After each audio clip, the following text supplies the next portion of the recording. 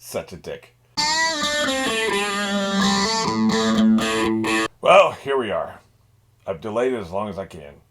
I'm actually recording this October 9th, Sunday, October 9th, because it literally, I procrastinated till the absolute last second, even skipped a week.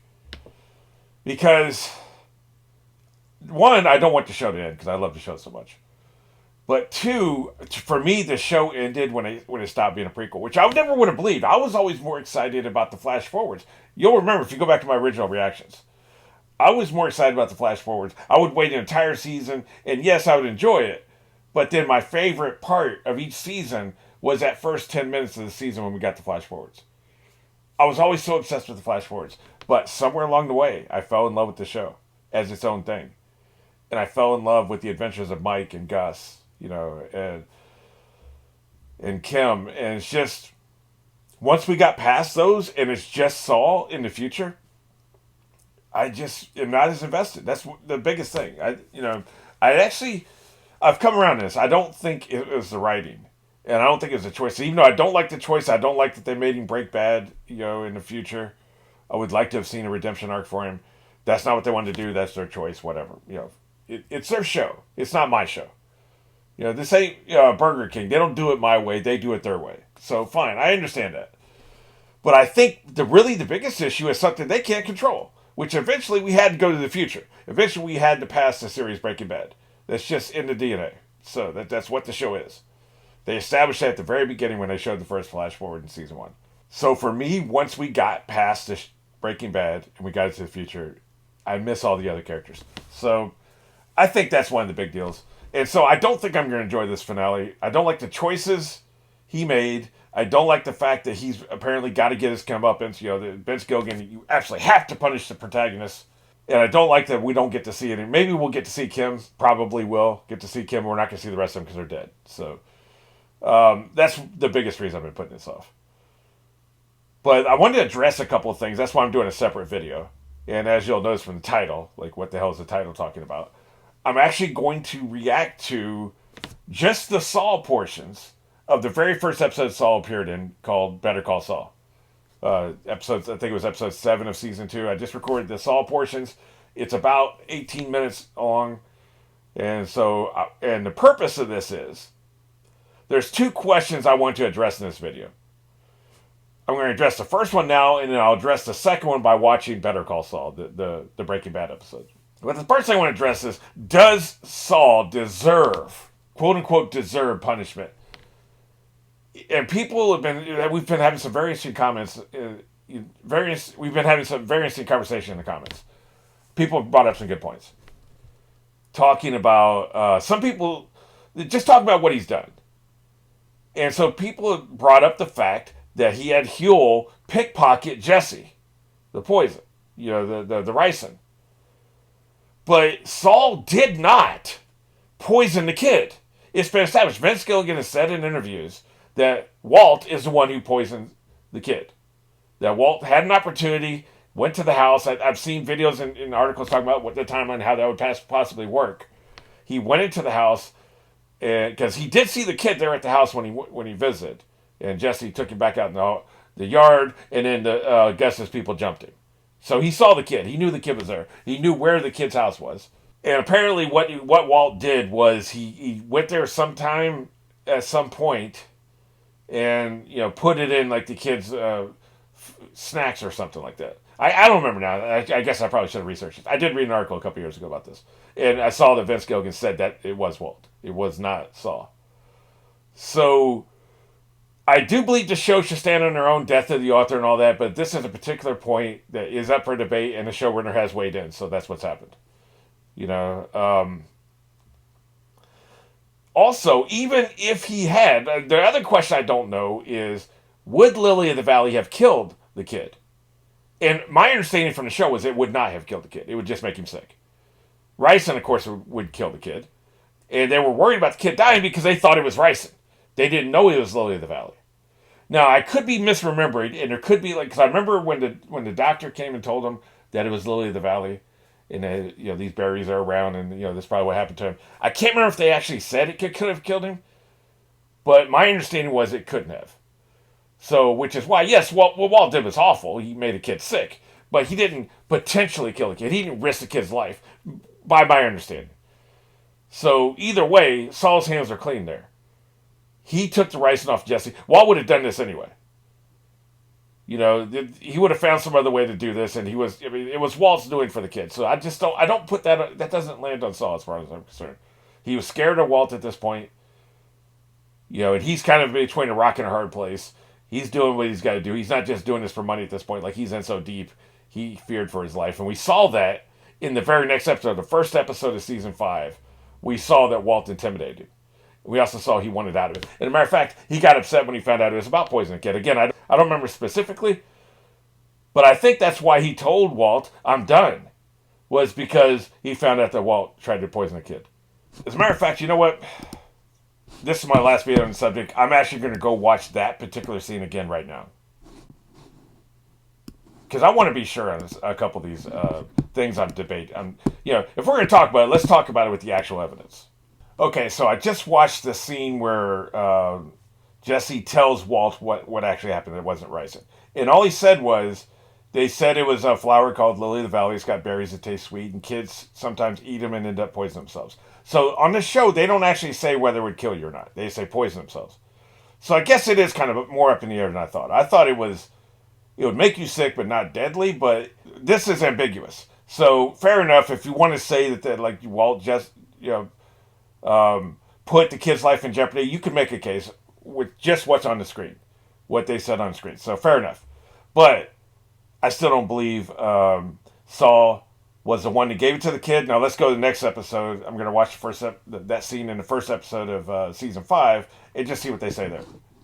You know what? I just watched that scene and man, I'm 0 for 2 because he didn't say he poisoned the kid. But he said, you know what? You didn't tell me that kid would end up in the hospital. Which is ambiguous. Again, it's ambiguous. Which is, I guess, is why we're having this debate 10 years later, right? He said that. You know, so I still don't read it as he's the one to poison the kid. But if he wasn't the one to poison the kid, why would Walt even tell him that part of the operation? He would just tell him that, you know, I need you to take Jesse's cigarette. Don't worry about what it's for. Just do it. That's what he would say, right? But I guess there is another way to look at it. You could say that he needed to get the kid's home address. You know, the mother and the kid's home address. Maybe that's how he originally showed up at the house. I can't remember. I'm not going to keep like reanalyzing, rewatching scenes to refresh my memory and all this different shit. I'll stop here. But you could make the case that that's what it's about. He had to say, look, I need the address and I need you to pull this cigarette. It's a plan that's in motion. Don't worry about the details. And then, he would make then of course he heard about the kid being in the hospital. And then he made the connection. Okay, I get him home address. That's what Walt must have done. That's my interpretation of events. I still don't believe that Saul poisoned the kid. So we can agree to disagree on that. There is room for interpretation here. It is ambiguous, so I'm willing to let that go. So addressing the bigger question. What's the worst thing Saul's done? Throughout the entire course of everything we've seen on both shows, what's the worst thing that Saul's done?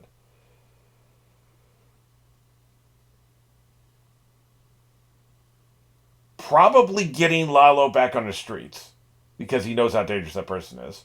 And, I guess, he's facilitating the production and sale of meth. Anybody who dies, some of that lands on Saul.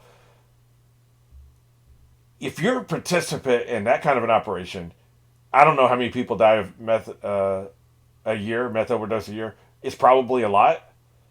Some of that lands on you. So that's not great. And then you could put all his other crimes. Like, he's got a whole table full of crimes. So I'm not saying he's a saint. Everything's about comparison. Is pumpkin pie, if you've got pumpkin pie, pecan pie, and apple pie, all sitting on a counter. And you're told, rank these 3 pies. I like all 3 pies. So if I rank one of those third, that doesn't mean that pie sucks ass. It just means one of those is third. In this particular case, pumpkin pie would be third, apple pie would be second, and pecan pie would be first. That doesn't mean pumpkin pie sucks ass. It means I'm comparing these three things to each other. One of those has to be the best, and one of those has to be the worst. It's not saying that the best is the best. That's not saying, since I say of those three pies, pecan pie is the best. I'm not saying it's the best pie in all the human history. I'm saying it's the best of these three pies, right? I'm not saying it's the best dessert in all of human history. I'm saying it's the best of these three options I'm given. Okay, so if we're going to rank everybody on the show, all the criminals, all the bad guys, Mike has killed people. Maybe they're in the game, maybe they weren't. He has a code, he's better than a lot of people, but still he's killed people. He is worse than Saul. Okay? Walt is worse than Saul. Jesse killed an innocent person. Gale. Yes, Gale was dirty by our own definition. He was in the game and he was dirty, but Gale was probably the most innocent bad guy we've had on the entire show. He's the best of all of them. He's better than Saul. He was simple-minded, kind of childish. He knew what he was doing, but I don't think he could accept that. I think if you were to take him to a meth camp and show him what he was producing, what it actually did, the wreckage of human life, if you took him to a bunch of funerals, if you had him listen to family members talking about what had happened to their loved ones and that they were now dead, I think Gale would stop doing it. I think he's a childish person who never took the time to confront himself with what he was actually doing. He didn't fully grasp it. He's not like Walt, who's a worldly wise person who grasped what he did. So, am I letting Gale off the hook a little bit? I don't think Gale would kill somebody to save his own ass. I just don't believe it. So, he's the best of. So, you know what I'm saying? We're comparing things here. So, comparing all the bad guys, I'm going to put Saul right behind Gale. Because he's not fucking just with his own fucking hands extinguishing life. He's not calling out hits. He was a little cavalier talking about hiring hitmen. When he said, hey, do you want to just take care of this? Send him to Poughkeepsie or wherever that was. The metaphor he was using. I mean, as I say it, I realize that's a little grimy. If you facilitate an arrangement between a hitman and a client, and there's implications, he's done it before. He said he knows 2 or 3 guys. If you do that, that's not great, right? So, I don't know, man. I'm kind of talking myself out of this a little bit. I'm just saying, if I was to pick who should have a happy ending and live outside of prison at the end of their show, is it Walt or is it Saul? It's going to be Saul for me. Walt had to die. I agree with that. Jesse got off. Jesse killed an innocent man. He killed Gale. He shot Gale in the fucking face. Executed him to save his own ass. That's not great. That's worse than anything Gale ever did. And I don't think, as a matter of fact, I know for a fact that Saul wouldn't do that because he had the opportunity to kill Carol Burnett last episode and he didn't do it. So, there we go. He didn't do it. So, that's my answer to this, is I don't think Saul did anything that you couldn't redeem yourself of by changing your life and working to help people. Because, I mean, do you think that fucking Jesse's going to be working in soup kitchens up in Alaska? I doubt it. He's going to make a life for himself and he's going to be happy. And you could say that he did time in prison. He did, a year? Something like that. Being a prisoner, that was fucking worse than any American prison. Maybe not as bad as, some Russian prison or something, but his living conditions were worse than a lot of prisons, right? So, he did some time. He was punished. I would like to have seen that for Saul. I'd like to have seen him be punished in some way other than a traditional end up in prison, which, by the way, is my prediction. I think he's going to end up in prison. He's going to be caught. We're going to see him. He'll be in prison, and he'll probably be hustling somebody in prison or something. Or maybe he'll be helping people.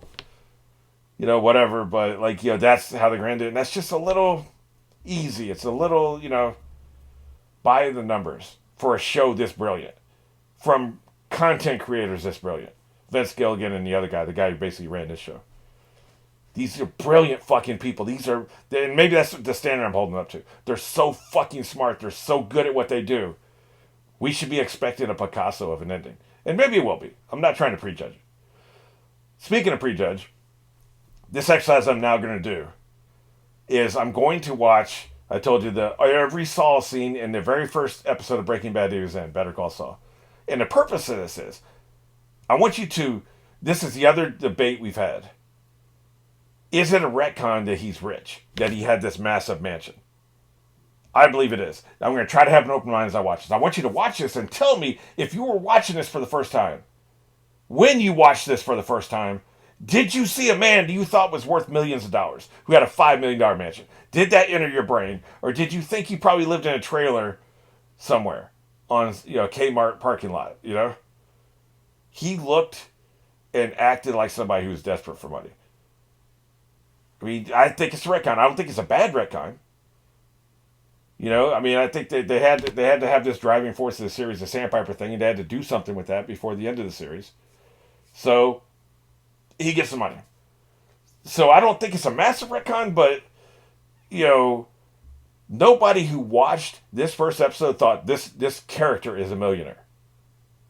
I promise you, nobody did that. But rather than let's go to the videotape. That's my purpose for watching these things. Other than the fact, just relive. I'm getting ready to watch the last time we will ever see Saul depicted, because they're not going to do any more in the Breaking Bad universe. They've had 2 shows and a movie. This is it. This is the last time we will see Saul depicted on screen. So before I watch the last time he's on screen, I want to see the first time he's on screen, just to kind of enjoy it. What did the Academy hire you right out of the womb? You guys get younger every... He came in the room the very first time spitting fire, man. But by anything stupid, I mean anything at all. That's right. Get his ass. I will say this already. His suit is nicer than I remember it being. That's a nice fucking suit. That's not a cheap suit. That's not what we saw him wearing at the beginning of Better Call Saul. Yeah. I got to give it to him there. I was expecting something a little more grimy with his clothes. Here we go. Public masturbation. Why don't you do it at home like the rest of us with a big flat screen TV? That's just me. This is outrageous. Selling meth. I'd rather be selling meth than fucking masturbating in a Starbucks. You're gonna get me off, right? What do I look like? Your high school girlfriend? 5 fingers, no waiting? That's a joke, Brandon. Lighten up. Such a dick. The best criminal defense that money can buy. Because I'm a criminal lawyer. I took these already. Didn't I take these already? Oh, Francesca. Okay, look, it's on you. You're supposed to double up on vitamin A. It's bad for the liver. You know what? This explains something. Didn't they have a scene recently in Better Call Saul where she was giving him pills and he was bitching at her about the pills? That's why they did that. I was wondering about that. I was like, why the fuck would she be in charge of his pills? They did because this was something, they were stuck there. They had to do it. They had the name of Francine. They had the actress, I think we see her in this first episode. And he's talking to her on the phone and she's controlling his pills. It was an aesthetic they created with this character. He's a guy, he has a minion, she takes care of him, and he can't do anything for himself, and she takes care of everything. Literally, that's what you're kind of saying with a character like this. She handles all his paperwork. The implication here is it's probably a paralegal. We find out later that's not true, but that the fact she's doing the folders, although maybe that's since she's not a paralegal, that's why she fucked it up, put the wrong names on it. So that's actually cool. That they paid off in Better Call. Probably everything they did here in Breaking Bad, they paid off in Better Call Saul. The actor knew the character. He knew all the ins and outs. A lot of the writers are the same. The showrunners were the same. So they knew the character in and out. But I bet I missed a lot of the little shit like this, like with the pills. I bet I miss it. I really like that. One public defender, thanks for nothing. Hey, what happened to my master? Here he is being a dick. Sure, your commercials, they suck ass. Yeah. For a street bust. Now, what would two feds I want smell with money. that? Look at him working this shit. First, they matched this very well, which I already remembered. Yep, there's Francesca. I didn't remember that he was playing America the Beautiful or whatever in the waiting room. I call the FBI and tell them I found D.B. Cooper. This motherfucker's quick, man. I wonder how much of this was improv. God, I'm gonna miss this show so much. It's a shame that I hope you don't think I've gotten some downvotes and shit. People are mad that I don't like the last run of episodes as much as they did. But hey, man, I love the fucking show. They can completely shit the bed in the finale, which I don't think they will, and I would still love this show. It's such a great show. Irish. Faith and Begora. Ish. A fellow potato eater. His name's McGill. Yeah, the Jew thing I just do for the homeboys, They established he had a different name in the very first episode. That's fascinating. I didn't remember that either. Now that the DEA is involved, I think he's looking at time and probation. Well, so, I guess your number with Francesca. Excuse me, the DEA? Yeah, that's the Drug Enforcement Administration, the Feds. I'm aware, asshole. I hope that I'm not the breaker of bad news, but Look at him trying to get all sensitive. Such a dick. Jesus, cheer up. This is good news. I mean, Brandon fell headfirst into the... This is terrible news. Informs on this Heisenberg. Yeah. And what if, God forbid, that they decide... Yeah, God forbid. He loves doing that. What if, God forbid, he did that so much in the show? Well, trust me, sir, your nephew won't last in prison 2 weeks, right? He's too pretty for prison. I've been told that one of them You killed better lower your voice for this one. ATM. People love to take credit for the fun ones. The guy who got his head smushed used to be a client of mine. Of course he did. I think we even saw him once, didn't we? It wouldn't surprise me if we saw him during the parade of people in the final season, right? 10,000. Cash to you. Why wouldn't he take it? I guess because he didn't trust him, right? No talking to the DEA. Are you saying what I think you're saying? Yes. Shouldn't he know right here now that this has to be Heisenberg? Shouldn't he have figured that part out, like right there? That dude in there. Saul Goodman we're talking about. Morally outraged, he said. Yeah. This is outrageous. I was queuing it up to the next scene because I record these in bits, right? And this is the scene I talked about previously.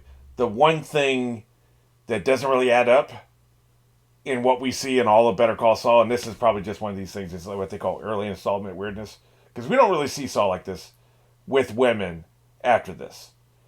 He's smarmy, he's sarcastic, but he's not a sexual harasser, right? So this right here is what I'm talking about. Hey, Francesca, how about I follow you home? See that shit? No, for safety. What? God, you are killing me with that booty. Now, that right there. Does that sound like that right there? That little interchange, I know it's just a couple lines. Does that sound like the two characters we saw in Better Call Saul? No. That's the part that doesn't make sense. Right? I just don't think he would ever do it. I think it's just something, he probably improv'd it on the day, they left it in, they didn't know who the character was, they didn't know they're going to do fucking 6 seasons later. We can obviously forgive it.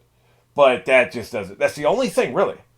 I think it's the only thing that doesn't line up. But that's just personal opinion. You know. That's right. Get in the dirt, bitch. Oh, no. Not the desert. It was Ignacio. It was Ignacio. Sell him out. Lalo didn't send you. Lalo. This is so great seeing how this paid off.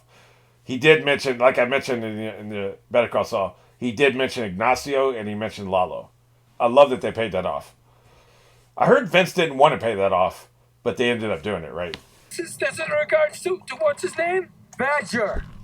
You know, this may answer my question. He didn't really think about it. Because this is one of 2,000 clients, right? I don't take bribes from strangers. You know, better safe than sorry. Yeah, that's my they mom. explained. Okay, that's right. They did explain it. Why don't you just kill Badger? Yeah.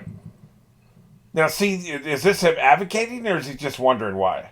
But mosquitoes buzzing This around seems you, to be him punch you in advocating the ass, murder. You don't go gut. That feels a little off, too, doesn't it?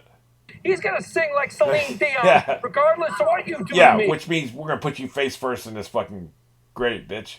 Ah, shit. Mr. Mayhew? I love how they paid this off. They set it up and it paid off. It was really good. Also love how in this, Okay, now I think it was the listen, second the three episode of of this us series, are gonna... he was on his knees in the desert, right? Here we are again, right? Okay, you're now both officially represented by Saul Goodman and Associates. And associates, huh? I wonder if the original plan was he would have associates. Or obviously the story now is that that's just something he says, right? To sound bigger than he is. And wasn't that the original sign too? But I wonder if at the time if they thought maybe he would have associates, right? It's just a matter of who. And then they have a whole conversation in the camper, of course. The tough guy act is unnecessary. This young Okay, man's getting all lawyery. You cooperating? Hank is such a great character, man. Played brilliantly. I've only seen this man in 2 other things. I saw him in 1 episode of Lost, and I saw him in Under the Dome, which was one of the worst shows ever made. Such a great actor. In fact, he left the set of the final season of this show, Like 50 years. and got on a plane and flew to fucking North Carolina to shoot season 1 of Under the Dome. Like, he went from one to the next. He went from some of the best writing ever on any show ever to some of the worst fucking writing, one of the worst written shows I've ever seen in my life. Can you imagine? That's like going from eating fucking caviar in a French restaurant to fucking eating shit on a pavement, right? Like that's how far he dropped. Unbelievable. But I haven't seen him in anything since then. Better known as Jimmy In and I love Out. this. City, state. He's actually more comfortable inside. The outside world hasn't been too kind. Aw, people are mean. I'm going to represent him, and I guarantee there's going to be some unexpected problems with the prosecution. Yeah, I've got Mike on the payroll. Facilitating. Who's taking a bigger risk? He likes prison. Such a dick. You can still always badger in the chow line. I have to admit, man, he seems pretty gung-ho for the murder. But again, for early installment weirdness, I'm going to write this off as early installment weirdness. He just is not that bloodthirsty. He mentions the hitman later. Maybe he is this bloodthirsty, but maybe I'm just being naive. I don't know. This is not a Saul scene, but this is my favorite blooper ever. We all know this. Any fan of Breaking Bad knows about this blooper. They couldn't get the door open. It wasn't on purpose. I just wanted to watch it again since I'm watching that episode. It's my favorite blooper ever. Look at this shit. It's just, the actors stayed in character. They're so pissed off. The Jesus was not in the script. You can believe that. It's like, Jesus, man. They almost had to blow the take, right? I just love it so much. I love it when actors can stay in character. There's like 4 or 5 really good examples of that. This is my favorite of all time. And here we go. They paid this off in Better Call Saul, or set it up, I should say. This is the payoff. They set it up in Better Call Saul. You really are a chemistry teacher. I love this. You mind? Please do. With the shit we're about to be talking about. It should be much, much harder for people to track you down. But we are talking about some of the best, though. Charged me for 3 hours, so I seriously doubt it took him more. I love this. Mike is fucking him over because he don't like him anymore. Maybe the first of your guys to get picked up, but he won't. So be why the is he last. hustling so hard for more money, right? If he's so rich. If he has millions of dollars. What exactly It are could you be that offering to he do for me? loves the game so much and this is a game and it's like a betting addict or a gambling addict, right? So maybe that's what it is. But see, No this shit. is what gives you the Right now impression you're- that he's broke. This hard sell right here. He's hustling really hard for this. I'll tell you one thing. needs You've the got money, the right right? product. Anything that gets the food for thought. Yeah. So if you want to make more money and keep the money that you make, better call Saul. That's right. My favorite line of his in the original series. This is one of my favorite scenes. Better call Saul. I didn't remember it was like this, so I thought it was like this. Better call Saul. What a great character. It's amazing to think Jesse was not supposed to last past season 1. Tuco was supposed to be like a big bad for a long time. A couple seasons at least, and he didn't like playing the character. It was too dark, so they killed him off pretty quick. The writer's strike ended season 1 too soon, and Saul was nowhere to be seen for the first 10, 15 episodes of the series. What could have been, right? Like, the fact that this became the perfect show, I think this is from beginning to end, it only has one mediocre episode and no bad episodes. Only one mediocre episode that you can't really, it's not really good to rewatch. Every other episode is fucking almost perfection. The series as a whole is perfection. And they had that much fucking diversity. There was that much that was not planned from the beginning. Like, it just built it. They just built it. It was foundation. They slowly built it all up. It's just incredible. But we're not really here to talk about Breaking Bad. We're here to talk about Better Call Saul.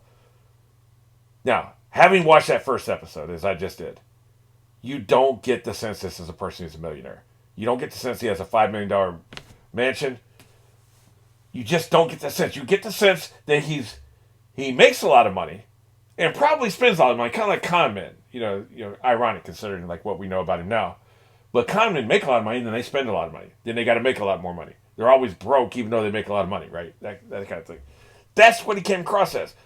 Tell me when you first watched this, when you finished this first episode, you thought, yeah, that guy's a millionaire. I don't buy it. That's all I'm saying. So, I believe it's a retcon. Like, we'll never know. It's one of those more ambiguous things. But